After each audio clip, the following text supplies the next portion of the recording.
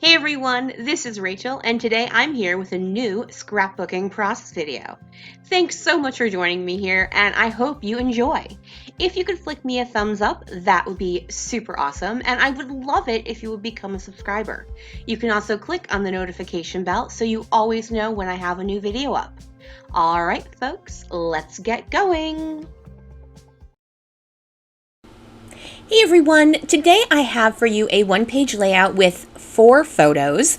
Now I'm using the May kit from scrapbookingstore.com. This is actually a kit club that I was a design team member of, and I just stepped away due to current circumstances. I also pulled into it some of this colored cardstock. Now this is from Simple Stories. One side is a plain textured color, the other side has a tone-on-tone dot. Now I will say it is definitely not as thick as, say, basil cardstock.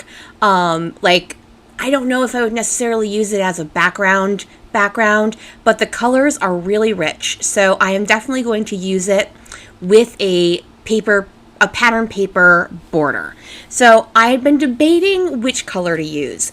Now this particular layout I'm doing is occurring on Thanksgiving of last year, but it's more actually about the fact that my stepfather's birthday occasionally falls on Thanksgiving. Now, this only makes sense because I brought in that lime green and the yellow because my stepfather is a huge Packers fan, and since his birthday fell on Thanksgiving, I had my housemate make him a Packers cake. So I wasn't sure whether I wanted to go the more traditional Thanksgiving colors with the warm tones of the reds and the oranges, or if I wanted to go with the Packers colors because that's the kind of dude he is. I did decide to go with that red. He's wearing an orange sweater vest, so it made sense to me. Now I've decided to use the triangle paper as my border paper on this red, but I really love that triangle paper and I want to make sure you see plenty of it. So I'm going to go ahead and trim down that red paper even further than I had originally. And now I'm kind of looking to see what else I want that might work. I know I want that triangle paper, but I'm like, I really should, try something else first. Not just go straight to the triangle paper, really give it a good college try, as they say, with some other choices. Now, because I have a rotary trimmer, you don't necessarily have the ability to gut it, but there is a trick you can do where you kind of zhuzh it underneath and then you use scissors. Now, could I have brought out my X-Acto knife and ruler and done it that way? Absolutely. Am I far too lazy to actually do that? Absolutely. But this works the way it does. I think, well, there's no way I can glue this down crooked because there's a straight line of triangles. So I'm just going to go ahead and glue it down. In fact, I do end up having to yank it back up because it is crooked. I don't notice it right now. I notice it later. Also, I do apologize. The bottom portion of this is cut off. I moved my table and I didn't realize I had done that.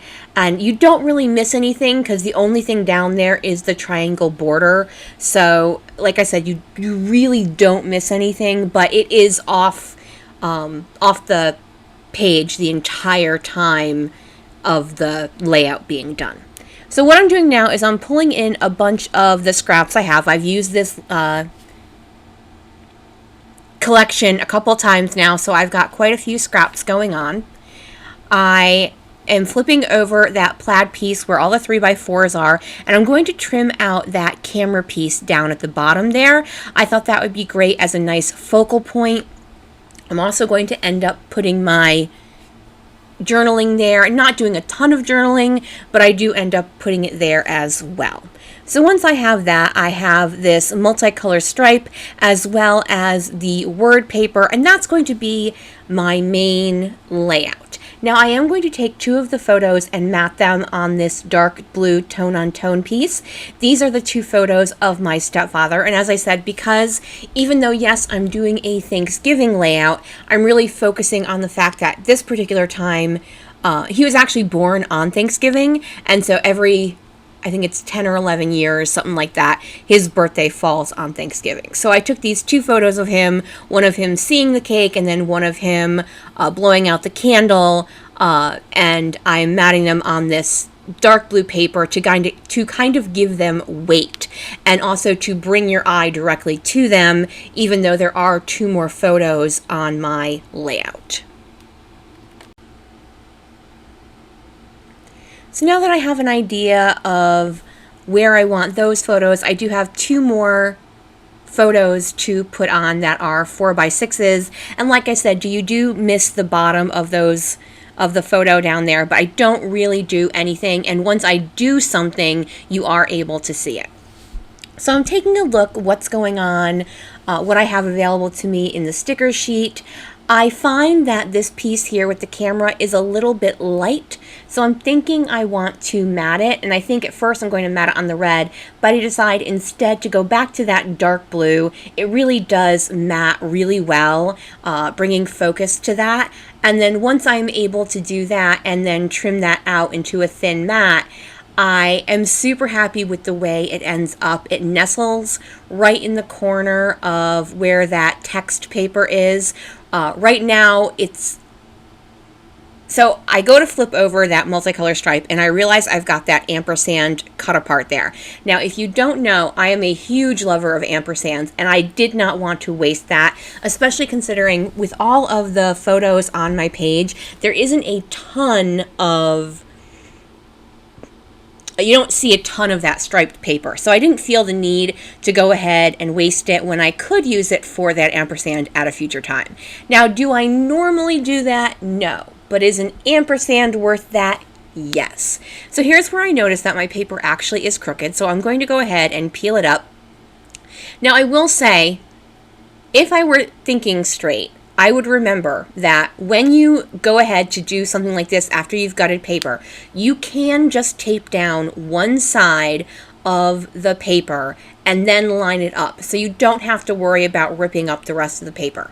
I, of course, forgot that fact. So I went ahead and taped down all 4 sides again, but it's okay because I'm going to pull out my T-square ruler and that's how I'm going to get it to go down properly this time rather than just winging it. So here we go, getting this all lined up, which is a major production, you know, because I couldn't just line up the paper. That would be too hard. No. All right, so here we go.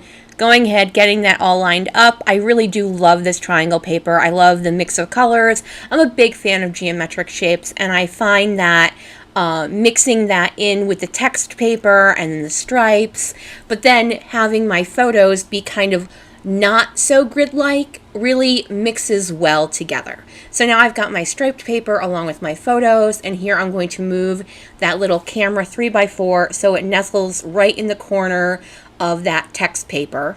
Ah, see, perfect. I love the way that does that. It just made me so happy once it did that. I was like, oh, that is perfect. So go ahead and get the rest of my photos down. So the other photos are, as I said, simply photos of just candid shots during Thanksgiving. And then the 2 that I mattered are of my stepfather seeing his cake and then blowing out his candles. And he doesn't normally, like, even though his birthday is almost always around Thanksgiving, he doesn't normally have a cake. But usually when it winds up being on Thanksgiving, we do try to bring him a cake. Now I'm thinking about my title. And I was Zooming with friends while I was making this layout, and my friend Kimberly suggested the title Thankful for Birthdays. And so I'm wanting to use the foam color vibe ones, but they're just too large for the amount of space for the amount of letters I'm going to require. So instead I'm going to use the color vibe flat stickers.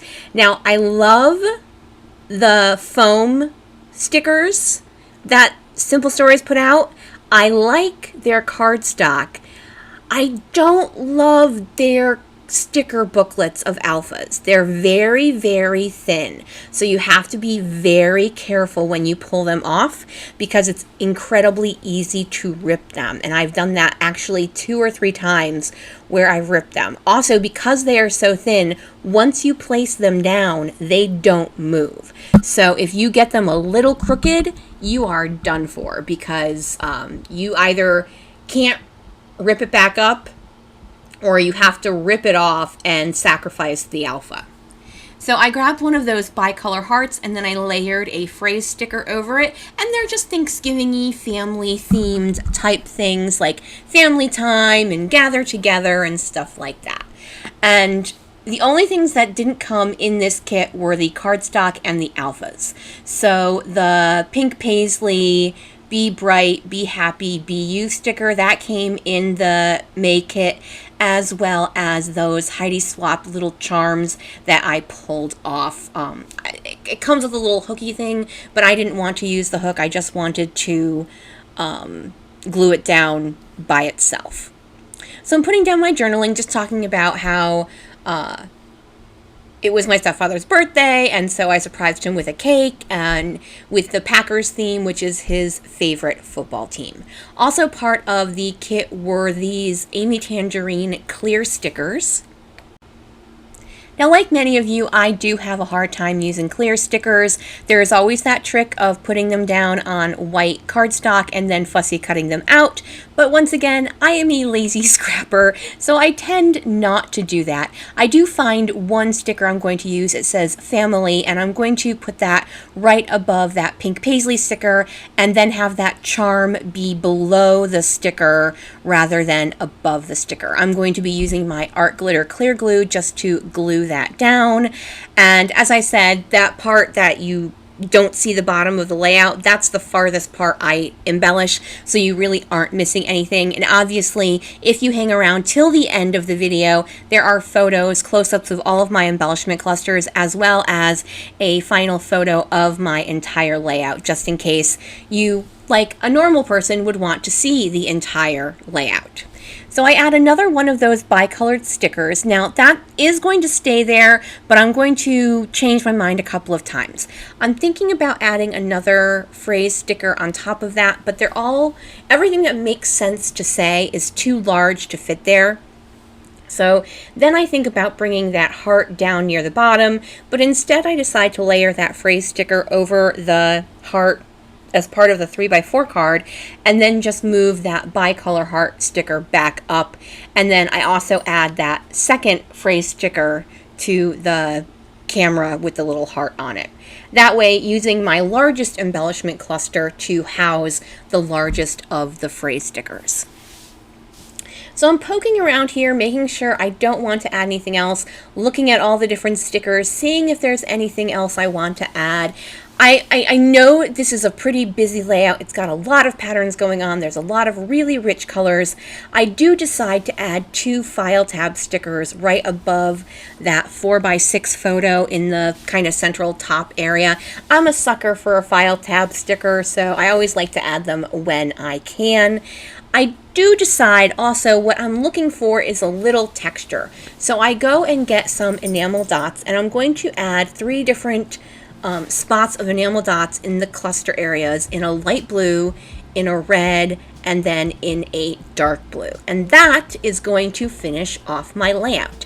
Thank you guys so much for joining me here today. If you could flick me a thumbs up, that would be super awesome. I really appreciate any comments or thumbs ups or anything I can get from you guys. It just helps grow my channel and share my love of scrapbooking with the world. All right, everyone. Thanks again so much for joining me. Have a wonderful day. Bye.